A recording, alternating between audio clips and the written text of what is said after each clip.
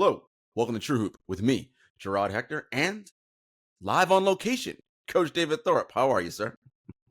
I'm doing fine, my friend. Good to talk to you today from an undisclosed location in Yes, America. I'm not going to say where David is, but he is checking in on some of his NBA guys right now as training camps are set to open in the coming days here. You know, it's exciting time, right? The association's back up and going. Everybody's feeling good. I was talking about this with Henry on Thursday, right? It's like the beginning of the school year. Everybody's happy. Everybody's friendly. Woo, life is great. And then like that shit lasts for like a week. And then, it's back to like, oh man, we're in the grind and whoever we are going to be is, likely who we're going to be and all that stuff about we're going to play fast. We're going to be better. It's like, they probably won't. They're probably going to be some version, give or take, of what they were last year. Now, the teams that surprise and are able to change things, those are teams that'll be interesting to pay attention to. But before we get into our continued series on the 5 burning questions ahead of training camp, and we will go to the Southwest Division. David, this Damian Lillard thing, scuttlebutt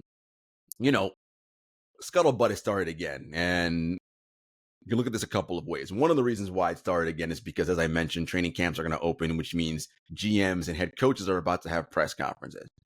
And the last thing any team linked to Lillard wants to do during their opening season press conference is answer 75 questions about, well, you're going to get Dame, who's going to, right? All those things are going to go back and forth. So you're getting some scuttle now about, ooh, is this deal going to happen? Is it going to happen? And we've had all sorts of things fly around. One of the things we heard was a potential 4-team deal. Now, 3 and 4-team deals are, first of all, hard to pull off, right? Because all 3 or 4 parties have to be satisfied with whatever they're getting. And the reason why, in this case, we're adding a 3rd or a 4th team is because a straight-up trade between the Trailblazers and the Heat clearly isn't going to work for one of the parties. Miami very happy with getting Damian Lillard, but the Blazers clearly not happy with whatever the Heat are going to offer back in return for someone of Dame's caliber. So here's a trade that I heard kind of floating around, David. It's a 4-team deal. It involves, obviously, the Heat and the Blazers and the Suns and the Indiana Pacers. Now, the Pacers are in the deal because it was reported that extension talks with Buddy Hield have not gone well, and so he's on the trade block for them. All right, so here's the deal that was floated out there. Miami gets Dame and Buddy. The Blazers get DeAndre Ayton, Kyle Lowry, and Jaime Jaquez Jr. The Suns get Nurkic, TJ McConnell, and Caleb Martin. And the Pacers get Tyler Hero. And I'm sure there'll be draft compensation also included there, but those are the principal players involved. I got thoughts on that, but David, first, your thoughts on that proposed trade. Yeah, I was traveling last week, which is why I couldn't do the show. I was in the air when you and Henry did the very good show on Thursday. And while I was in a gym with an NBA player, his agent was in there, and he was getting word of a Damian deal. And then a different agent texted me, who has one of the best players in the league, who might be on the market. And he texted me with, "Would you hear about it?" It was a little bit different trade, not exactly the same. This one involved Toronto, and we both agreed. 3 of us agreed on separate conversations that you don't normally see these things come to fruition, but we'll get to that later. Uh, I had not heard what you just told me. I had not heard about the Pacers. I don't love the fit with the Pacers because they have Mathurin and Nemhard. Correct. Nemhard's really a 1 who can play the 2. Mathurin's probably a 3 who hopes to one day be a 2. Neither are as good as Tyler Hero now. I really like Tyler Hero very much. If Indiana can move Buddy Hield for Tyler Hero, that's a great deal. They also want picks, but it doesn't mean that'll be his final destination. So that would try to get even another team involved. I don't know they want to bring him in even for one day. I don't know that they don't, but they have defensive problems. Tyler doesn't fix that. They have rebounding problems. Tyler doesn't fix that. And it doesn't make sense to pay Tyler next year, Miles Turner next year, although Miles' contract is team friendly. Right, he could move. Halliburton's extension kicks in next year when they're not going to be contending for a lot just yet.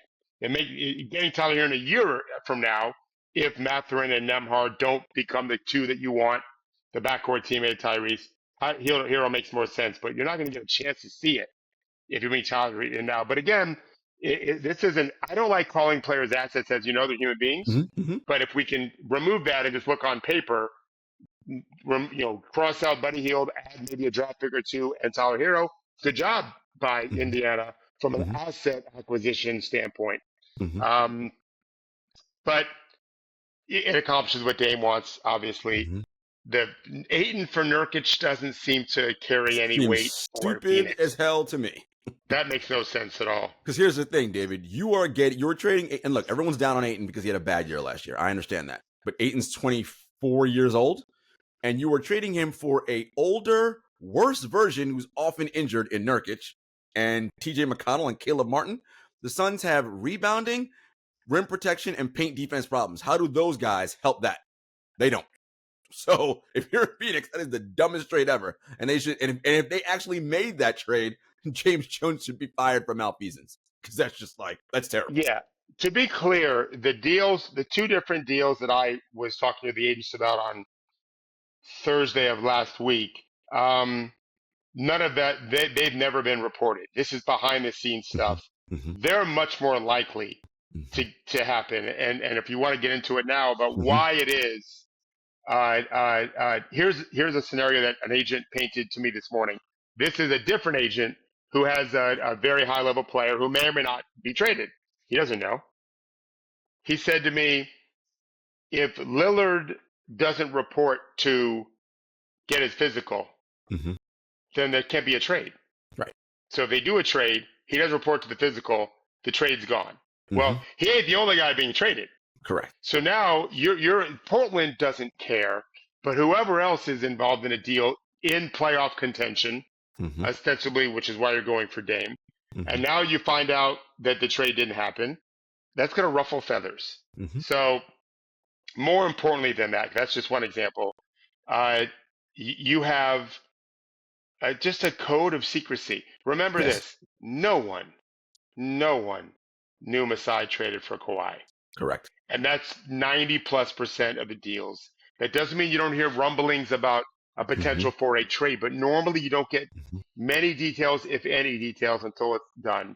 Correct. And then what happens is they call whatever newsbreaker, Shams, Right. Shams, but they're not reporting anything. Right. They're literally just mouthpieces for the team. Mm-hmm. Okay, Mm-hmm. because that way they don't have to worry about doing it themselves. That's all they are. They're just basically official PR people for the teams when Correct. it comes down to it. And there's a lot of moving parts. There's a lot of egos to assuage. And I'm not talking about the players. You're dealing with agents. Okay. So, as well as other teams, you never want to be seen as grandstanding. Oh, we got the best. Every GM needs to be a little humble. You make it seem like you won the trade. Mm-hmm. You may lose a future trading partner in the other Mm-hmm. team. Mm-hmm. You got to try to get those wins. And so you just normally keep it super quiet. You will let agents know sometimes, especially if there's a potential for a contract extension. Mm-hmm. So if you're going to acquire a guy that may be up for an extension either at the end of the season or even now, some guys are eligible for an extension right now. You want to talk to those agents and see. And normally, I know for a fact there are teams working behind the scenes to create the ability to do a trade this season. Mm-hmm. And we'll get to some of those teams when we talk Mm-hmm. about the Southwest Division. Hello, Dallas. Right? You'll hear why I say that in a minute. Because they have Luka and they're under some Mm-hmm. pressure here. Mm-hmm. But when you start reading about the trades that have been offered, almost always align. I mean, like 99% of the time, they're not true. Correct. Aspects might be, but you're keeping that stuff quiet. You're not announcing it publicly. That's 100% correct, David. And that's the point that I want people to understand, that, you never, again, the particulars, especially in a 3 or 4 team deal, a lot of moving parts. If you're getting the exact thing down to the T, like being, look, this is the trade, that's not it. They're never going to leak the exact details out like that. So, and again, as we even just went through, the deal doesn't make sense for all the parties involved. So that trade, highly unlikely to go down. It doesn't mean that Damian won't get traded. It just means that. Let's talk about that. So let's talk about Damian Harden. Mm-hmm. I know it's not on the document, but let's just be real quick. Yeah. Jarod, do you think it's more likely or less likely that one or both are on their team for even the first preseason game? I think it's more likely they're both on the team as the preseason starts. See, I would take the opposite. Mm-hmm. I think it's less likely because I don't know anything other than I could do my math and talking to people. I understand you have the smarter answer, but I just don't think Daryl Morey wants to hear James Harden talk in media day.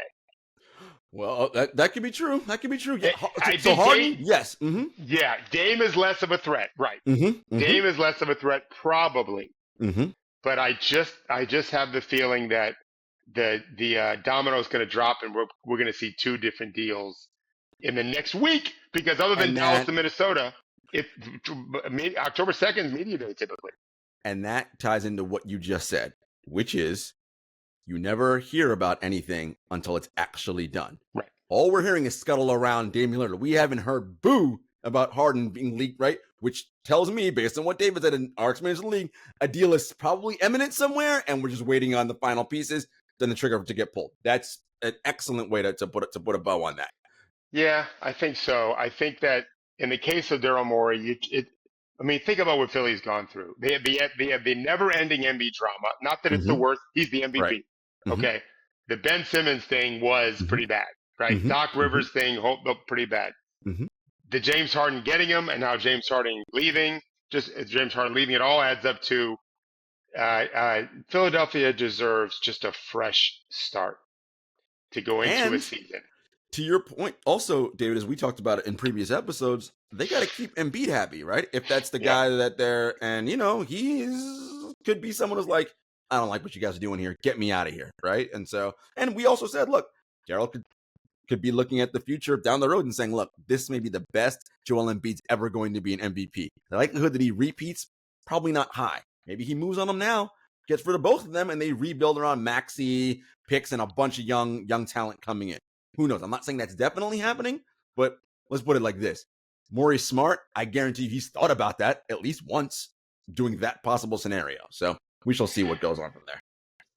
Yeah, I think that, well, first of all, if you listen to what I wrote, Giannis should be traded now. I feel Correct. more strongly than ever that they should trade him this year, or they're going to lose him for nothing. That would mean both those guys potentially. It's two of the last three MVPs. By the way, there's a train station behind me. Yes. You may hear that. Which, by the yeah. way, David, if Yeah. you're a team that thinks about trading for Damian Lillard, you might want to think, well, wait, do I want this guy or do I want one of those guys? And this is the game you have to play, because it ain't like these teams have 75 max slots that can just get whoever they want. You got to be smart about whoever you give your max, your big time, contract to. And Dame is 33. Look, he was arguably the best offensive player in the league last year. I mean, I get it, but are you going to like this contract at 36 when he's making $60 million? Maybe not. And let's go to let's just finish with Dame in this way. I think Tyler Hero is getting a bad rap. If Portland can get Tyler Hero, if they can get Cody Martin, great. If they can get Tyler and whatever, some picks for Damian and that contract, they're getting a potential All-Star who's like 23 years old, who's been in two finals, although he didn't play in last year's one. His injury, so one game. He's a good player. He's a good player, and he's used to not being the team's best player. Jimmy Butler's had that. Bam, that he's probably been the third best player. So he's not going to have a problem with Shaden. Not that Sharp is any good right now. And Scoot, he's not any good right now. Anthony Simons is pretty good. He's not the perfect fit next to any of those guys. Although Scoot does have defensive potential. So he and Hero will be better than probably Simons and Hero. Well, what about David? Simons won the 3-point shootout and he won the dunk contest. That tells me he's got athletic ability, which also tells me he should be passable on defense, maybe not elite. Correct. And also, when you don't have to carry the offense, you have more energy to play defense. One of my things with defense is power. I think that players can get overwhelmed physically. As much as we talk about the league not as physical as it used to be, it's still plenty physical. And Anthony's really light, I think. And so, but no, your point is good. He should be better defensively. And maybe this year he'll make that jump. But either way, if you can get Tyler Hero, I don't think it doesn't even matter. It doesn't matter how much I can sell my car for compared to everyone else. It's just, can I sell my car, right? If no one else will offer, I just got to take the best offer that comes. If offers are pouring in for Damian, well, then maybe don't take Miami. But he doesn't want to go anywhere else, which is why they've been saying it. So at some point, I think that's what's going to happen. I think he's going to be in Miami. And that's what I wanted to ask you about real quickly. Yeah. If they don't have to give up much more than Hero, And I do Mm-hmm. think Cody Martin matters. I Mm-hmm. did see the postseason last year when he was Yeah. terrific. Yeah. Um, Wait, Cody or I think Caleb? they're Caleb, right? Caleb. Sorry, Caleb. Yeah. I was studying Charlotte today. Um, I think I think that they're good. Oh I think yeah. I Miami with mean, Dame is like you say cooking with grease. yeah. There. I think Yeah. it's I mean, really look, good fit right there. we already know what they do with Jimmy and Bam, right? And now you add that that's that other offensive, and Damian's up. He's an explosive offensive player, like And can they torch really you have for. struggled offensively. Mm-hmm. I think he gives them identity offensively. Mm-hmm. I think he's also on the clock. You know, Sure. his clock is ticking, and he Mm-hmm. knows what's happening the last few years. And I think he buys into the culture. I don't think that'll be an issue at all. We haven't talked about it much, only because it just seems who knows what's going to happen. But I think it's going to happen, and I think the East is not going to be happy about seeing Dame in Miami. No.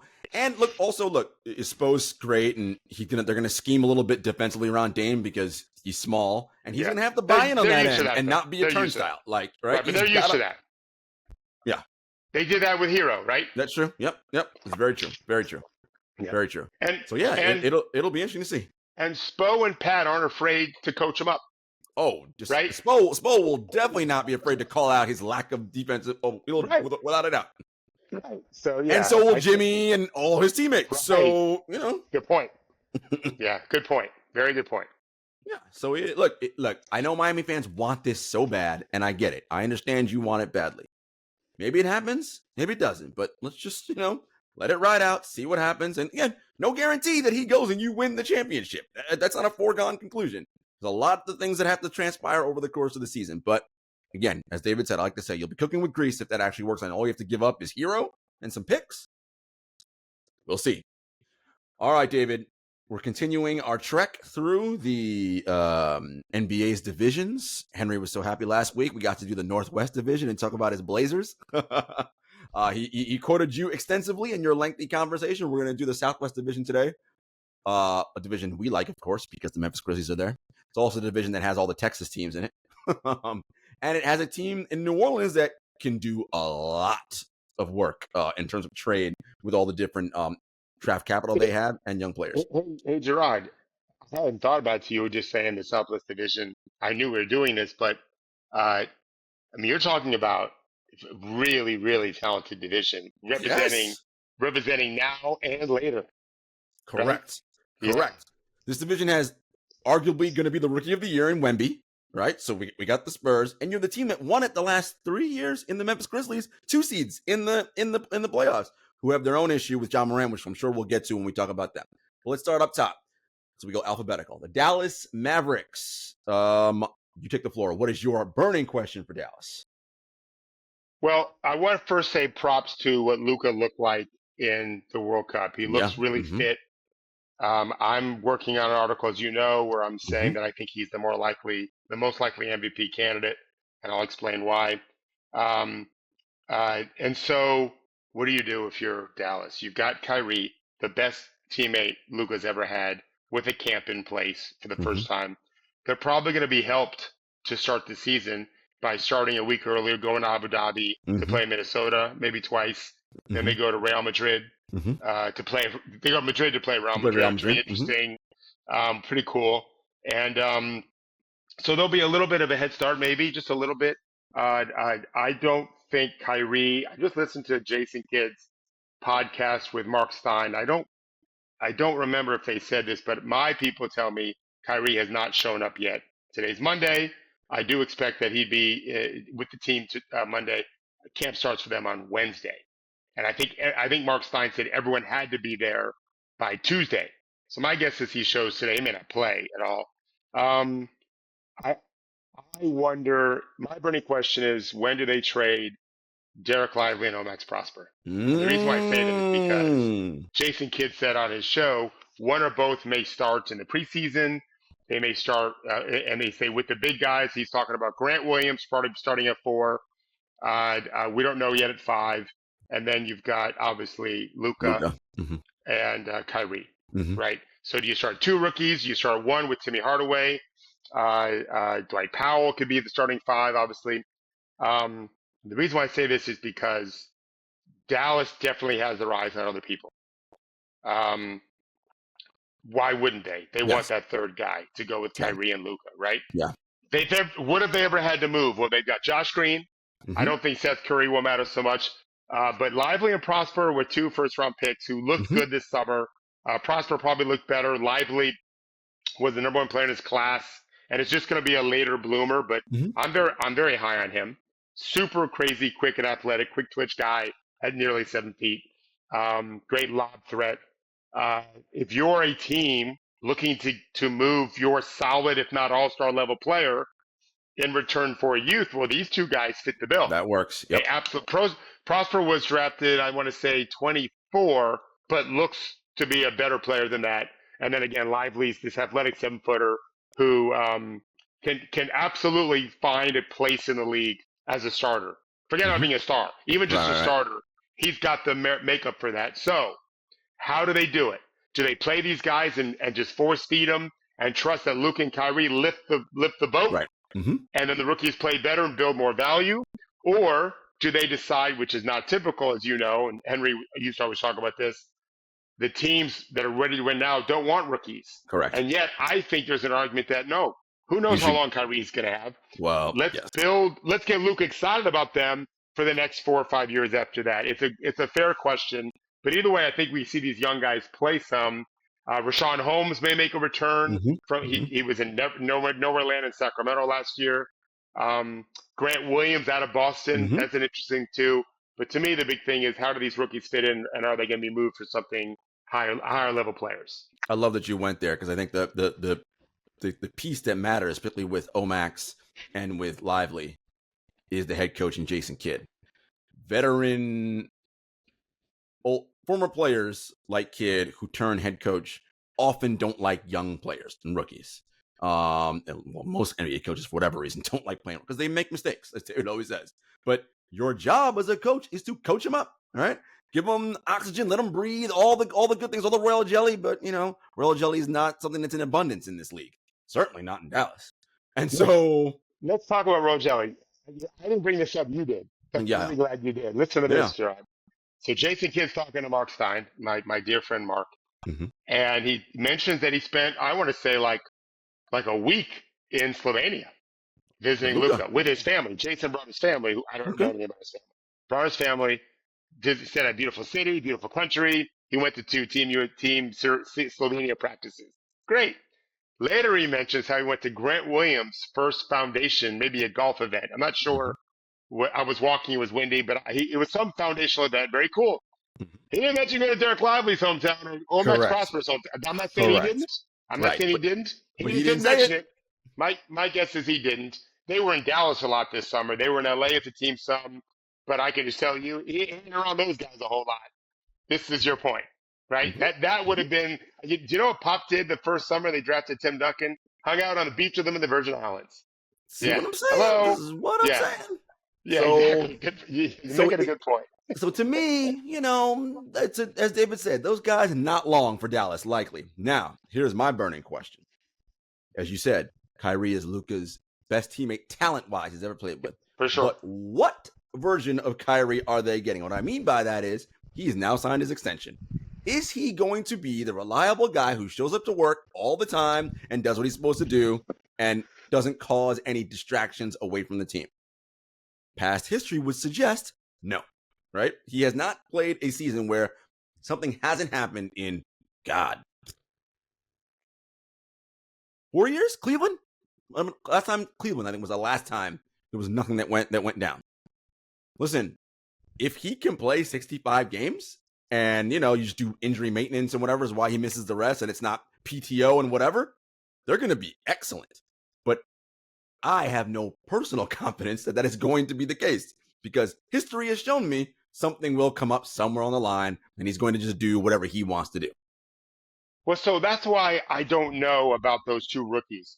I'm not predicting them being traded. I think it's really, you normally would not think it's possible. Right. Two exciting young rookies who look like they're pretty talented. Omax is 21. I think Lively's 20. Like, I would never normally say expect to be traded. Right. But this is different. You do have Luka, and how do you Kyrie? I didn't realize he got his extension. I'm so stupid. I forgot. Yep, okay, extension. that doesn't mean they have to keep him, right? That's true. Yeah, he could be traded. I think it's all within the realm of possibility. I know this: if you trade those two rookies, and Kyrie ends up not being a fun guy to play with, you better make sure the guy you bring in is an All NBA level player. Doesn't mean you have to Correct. make all. Only 15 guys do.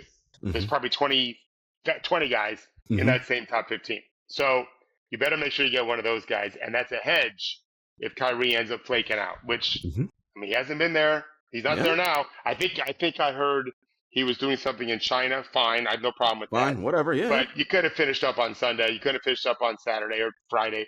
Let's see if he shows up this week. We'll find out soon enough. Absolutely. All right, Houston Rockets. My burning question is, who is Jalen Green? Now, one of the things, the benefits I have of working with David now for so long, and I never did this before because I always thought, look, you don't give up on young 21-year-olds. Like they're stupid. They need time to grow and they need royal jelly and all the things to incubate and become what they're going to become. He clearly has a ton of talent. But who is he? And does Ime Udoka, does he have the right alchemy and the right balance to bring out whatever it is that he's going to be? Because I think he's shown flashes that he's that, oh man, he's one of those guys that can just get it anytime from anywhere on the floor. Like, and teams always want that guy. Well, if he's that guy, he can be the leader and he can be groomed to be a leader. And he shows commitment on the defensive end of the floor. I'm not saying he's got to be all defense, but just not a turnstile. Look, and Houston's, talk about cooking with grease. They got great young talent. Jabari Smith Jr., who you already think is going to be better than Paolo Banchero. So, I love what they have in Houston. I think Jalen Green's the key, and is Ime Udoka, is he the guy that's going to unlock it? Yeah, I think Jalen Green's a key because you just said Jabari Smith Jr. can really be an exceptional player. Şengün is Very a good. very talented Very offensive good. player. If he can hold his own defensively, and Jabari Smith can make up for that somewhat. Cam Whitmore they have, and the kid from Sierra Thompson. Yes. From Yeah, overtime. that's who they have. Yeah. Amen Thompson they have. Amen. Yeah. So could be a great defensive player. Could also be nothing. We don't know. But I liked what I saw in the few minutes we saw Sunday before he got hurt. My burning question is more Fred VanVleet and Dylan Brooks. I liked when Tim Connolly traded for Rudy Gobert in the theory of we're Minnesota. We got to do something a little different. I wrote about it. It was fraught with risk, but I liked the thinking out of the box. Don't be a cookie cutter GM. I don't mind that Houston has gone ahead and paid a lot of money to one aging out really all-star in Fred, and one enigmatic, it's probably a fair thing to say, in wing and Dylan Brooks. With all these young guys, they're both defensive-minded players, or have been in the past. Yeah. Fred has been in some years. I think it's a little different. It doesn't mean they're married to it. Yeah. And so I think it's interesting to see what do they do with all these young players and these two veterans, because what if, for example, they're losing, which we expect, the young guys are developing, and Dylan Brooks is playing great. Do they think, you know what, let's move him now, and let's just keep our guys more, and we just have one veteran in Fred because you're paying Fred so much money. Exactly. I don't think anyone's trading for him unless they're desperate for a point guard. Like let's say Minnesota is making a good run and Conley just can't do it. Maybe they feel like, well, we got to find a way to get something. I don't know. But I think they put themselves in a pretty cool position. And that leads me to my biggest question of all, actually, which is you mentioned Ime. We saw what it did with Boston. Wasn't so hard to do with a team that talented. It wasn't like that team that made finals before. I mean, maybe Eastern Conference Finals anyway. I'm curious because I thought he had a chance to be a really special coach. He's not afraid to coach his guys up. He's no reason to think he'll be much better in year 2 than he was in year 1. And so it just won't be with Boston. I want to see. I'm a coach. I'm always looking for the next guys to really, who's the next Spoelstra, so to speak. Right. It could be Ime. He'll do it differently. That's fine. For sure. I'm excited to see what he does in Houston. And I happen to love the city of Houston. I love their basketball fans. It's a really cool American city. Great city. Very Houston's diverse. A great city. It's in a terrible state, but it's a very cool city. And I'm hopeful that Ime is what I think he can be. And, what did he, the reason why he was suspended aside in the year off Was he watching the Big league? bro. And Yeah. what did he do tactically? Oh, you know Yeah. what? I kind of like this, right? We talk about it all the time. Like when I was a young coach and you were a young coach, we go to clinics with some of the best coaches in our sports, right? And we just sponge and steal from them, right? What did Ime do to grow himself in his craft, right? We also have players getting better in the offseason, adding to their bag. What did Ime add to his bag? We'll find out with this young team. Uh, I'll tell you a quick 1 minute story on that subject. Rick Carlisle, when he was, I want to say, fired from Indiana, he started going to a ton of Billy Donovan's practices in Florida because Billy probably had the best spacing in college basketball. He really was very good at spacing. I'd probably throw back to his Pitino days. Mm-hmm. And the story is, and I've just forgotten his coach's name, but when he first was coming in, Billy Donovan put him in touch with like his personal assistant manager, Mm-hmm. Mm-hmm. and hey, this guy will pick you up at the airport. So the kid picked him up, and I think if I remember Rick Carl loves like red licorice, and maybe something else like certain soda or something. Right. And so the next time Rick Carlisle came into town, you checked with Billy, Yeah. and the kid came to Yeah. pick him up. Yeah. And he had the licorice and the soda, whatever it is you wanted. And so he was just on top of it. And so eventually Rick said, I'm just going to cut out the middleman. Can I just text you when I'm coming to town? Yeah. And the kid was like, sure. Well, meanwhile, that guy became Rick's personal assistant when he went to Dallas. Nice. And I just forgot his name. He's coaching somewhere now. Yeah. So my point is not that. My point is he went so often to Gainesville to watch Billy's teams play and practice that he ended up building a relationship with his chauffeur and hired him, and now this guy has a coaching career.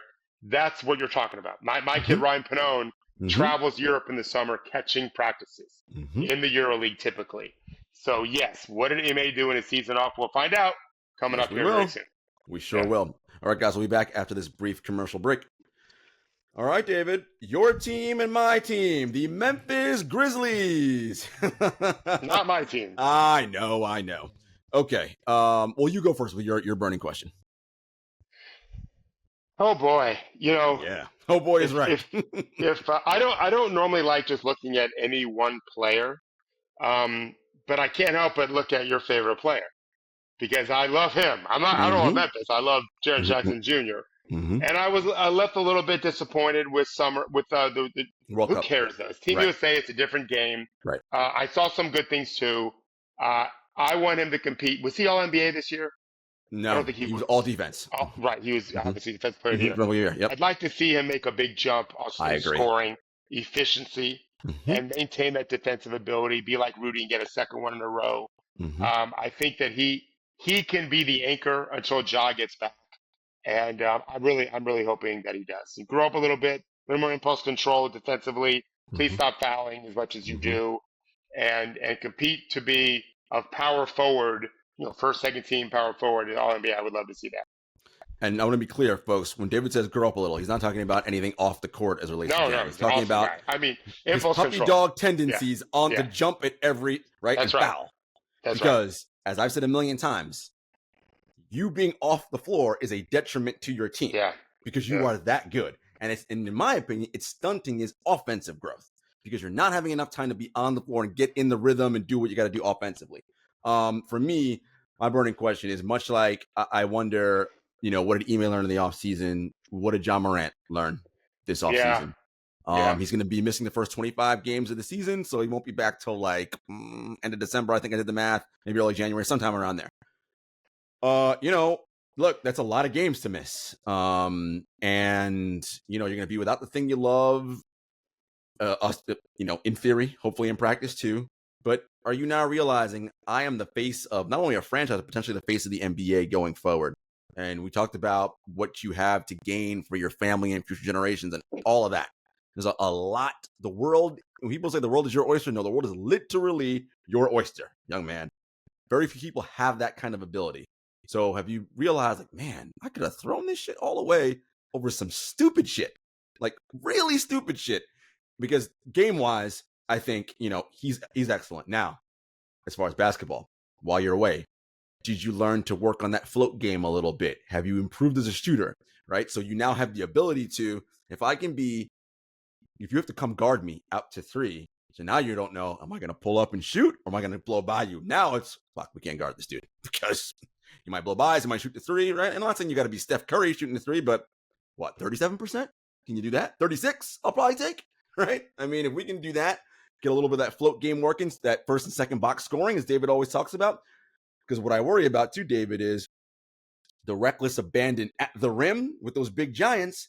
You know, every time you fall on the ground, that's injury potential, right? So we can pull up in that second box, float, jump hook, whatever it is, just to give me a little bit more variation to save and preserve that body a bit going forward.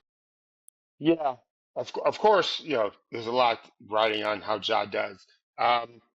When I said growing up, I was also thinking about the John Morant situation from this standpoint. No one really talks about Jaren Jackson being a leader, and yet he's Defensive Player of the Year. He started for Team USA. He's got Hall of Fame potential, and so I want him to grow up into that role of. Yeah, Ja is our most charismatic guy. Although Jaren Jackson's no wallflower. He's very He's charismatic. very exactly. So I want to see him grow up into that role. And also, when you mentioned puppy dog, and I don't just mean puppy dog defensively fouling. Tim Duncan was never the charismatic guy that Jaren was, but he was more charismatic than people probably realized. But he was really just a great leader. Like we talked about this years ago, probably when we first started our pod. Tim Duncan put that big old paw on people's head and shoulder, and man, he was beloved by his teammates. He really was. I want Jaren to, because that's who I've always envisioned him, Tim Duncan 2.0. I want him to grow into that role of one of the elders, one of the statesmen of the league at whatever 24 years of age that he is. A guy that people started saying just Triple J is one of the best players in the world. He has that potential. Absolutely. And I don't think Ja keeps it from him. I think he just draws oxygen away from him.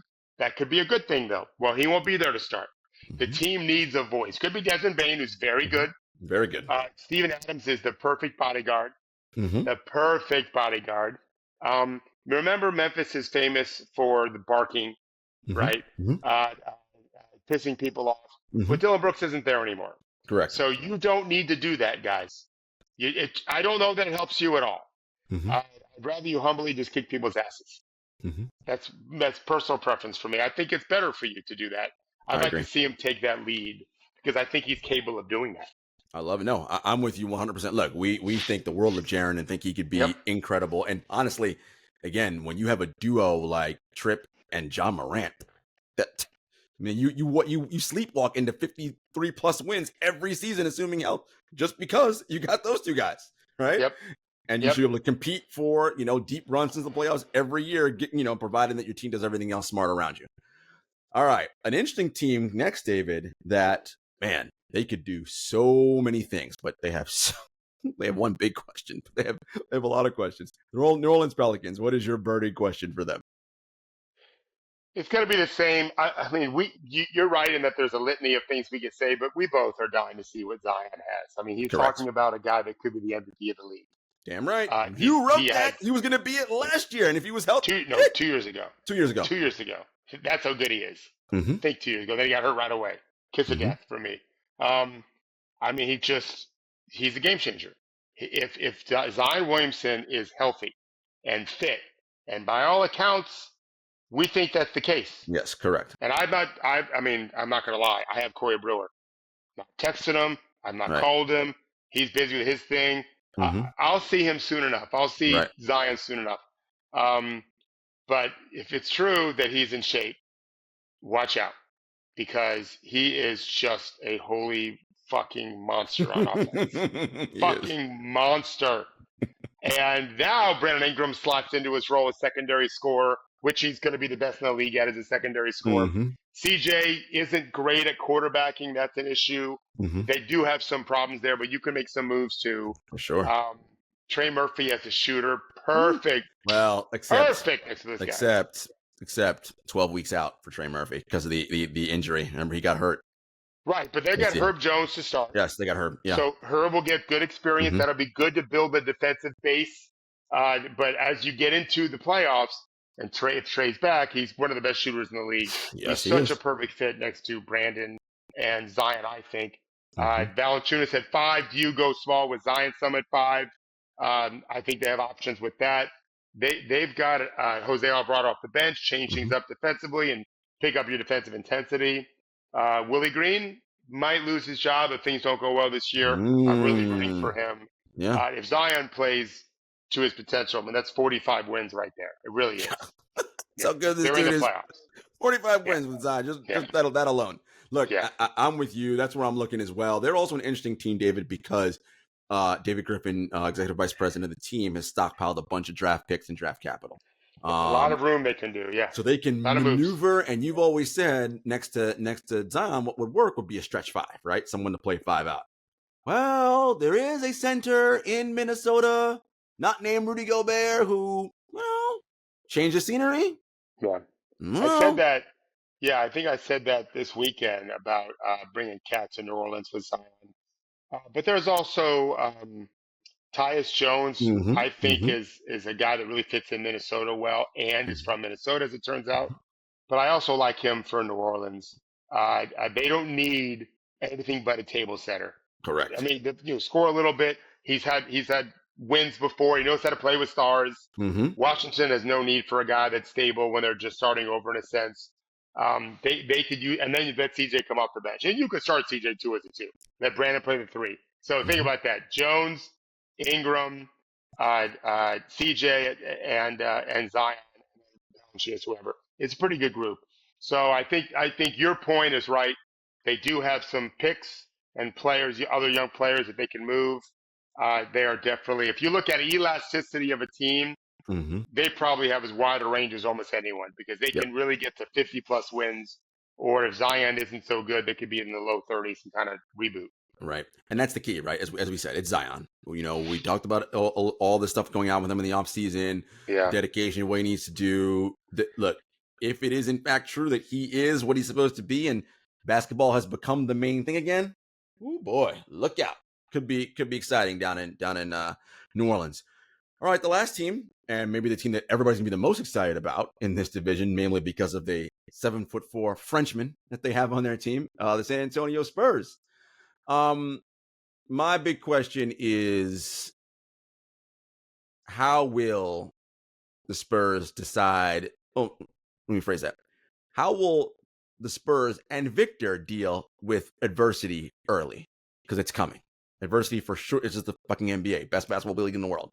When guys are coming for your head and all those different things, which they will be, how do you manage the adversity early? Because it is coming. I think he'll be fine, but I'm just very curious to see how that all plays out. Yeah. He seems so professional and He so does. polished. I'm not worried about him. But it'll be good to see how he does because, yeah, everyone can try to dunk on him for sure. They're going to get dunked on too, by the way. He's going to get a lot of dunks. That's a tall, long, agile guy. He's gonna get a lot of dunks.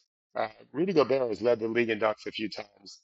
Victor's got that kind of potential, although he's going to play 4, not 5. Not the 5. And so maybe not as many roles as Rudy would get because he likes to shoot and all that. My real question mark is on Coach Pop and the staff in general. When these guys first started their dynasty, man, they were younger than me. I'm in my upper 50s. I feel younger. They were younger than that. This was a long time ago. It took a lot of energy to get to where they got. Sure does. And so now here they go again. Pop just got a big extension. He's being paid a crazy amount of money. What have you done for me lately? That's fair. It's fair to consider. These fans don't care what you did before. Right. What are we doing now? Devin Vassell is turning 23 or maybe just turned 23. Young. Kelvin Johnson's about to turn 24. Trey Jones, Jeremy Sohan is unknown as to what position he's going to play. He could play the 1. I'm hearing he might play some 1 this year. Nice. Could be their starting power forward. He's like 20 or 21. Dom Barlow. Yeah, Dom, of course, is there, but there's others. Malachi Branham has had a really good. I heard Barlow and Branham have been terrific so far this summer. Zach Collins is still not old. He's been around forever. He probably starts at 5 next to Victor. I like Charles Bassey before he got hurt last year. I think he may have been Corpus Christi. just a big dude that can score inside, big, powerful, old school guy. They have a lot of players. All right, coaching staff, management. Let's see what you got. Well, I'm rooting for you, but this is not 20 years ago. You guys got to Right. redo. You got to rebuild the wheel in Yeah. a Yeah. sense. You got to watch film with them. You got to challenge them. You got to coach them up. You can't just deal with Victor's ego. He's gonna have to learn to play some five. I know he doesn't want to play some five, and I know He's you got don't to. want him to play five, Mm-hmm. but he's got to do with something. And obviously, with switching, whatever. But make a jump in terms of some of these young guys anyway. Devin can be an all-star level player. Keldon Johnson make improvement, and then we know, okay, we kind of see their future led by, of course, Victor. I like it. I don't want to step on your win prediction column, but what do you think is realistic for this team in a very competitive West? Can they compete for a play-in? This team as it's currently constructed? Probably not as currently constructed, but they have the abilities to go get a point guard. I don't trust Malachi Branham. I like Trey Jones, but he's not offensively gifted yet. Victor is going to have a big learning curve. I think they can be competitive, Okay. but I think it's more like one more year. I mean, Okay. if Jeremy works out as a one, so Chan, if he works out as a one, that's a kind of a game changer. Victor's ability to shoot, although he did not shoot well last year from three, Did but he's not. considered a good shooter, or at least the potential for it. So if his ability to do that means you don't have to have your one shoot, because Devin shoots it, Doug McDermott's there. You've got other guys that can shoot, and so Trey can be a defensive minded player. He is little. I still think they're probably a year away from playing Okay. because the West has a lot of good teams, Yeah, but a lot of good it's teams. certainly within the realm of possibility. And if Vassell becomes an all-star, and maybe they make a trade with some of their young guys for another veteran that also fits their timeline, then yeah, they could squeeze in a play-in. I like it. I like it. No, this is exciting. Gosh, the season will be here soon. As David mentioned, media days will be next week, October 2nd for almost every team. I'm pretty Yep. sure, except for the teams that are going to Abu Dhabi. They'll start probably towards the end of this week to do their media days. But exciting stuff. On Thursday, we'll finish out the league with the Pacific Division. All the California teams, get ready. We'll discuss that, including the front runner for the Western Conference title, as David sees it. I'm not telling you who, but if you pay attention, you know who he's already said who can win the West out of that division. All right, guys, take care. We will see you on Thursday.